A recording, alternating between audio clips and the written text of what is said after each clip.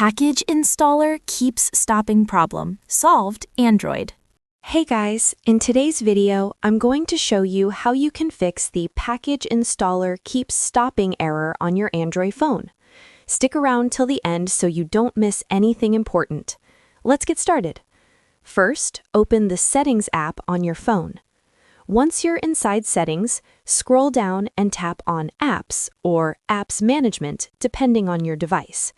Now tap on App List or Manager so you can see all the apps installed on your phone. Next, look at the top right corner and tap on the two dots menu. From the options that appear, enable Show System Apps. This step is important because Package Installer is a system application and won't appear otherwise.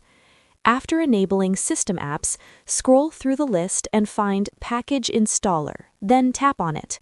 Once you open the Package Installer settings page, tap on Storage. Here, you'll see options related to app data. Tap on Clear Data and then confirm by selecting OK. This will remove temporary files that may be causing the error.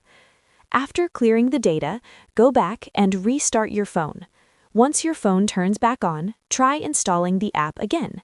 The Package Installer keeps stopping problem should now be fixed.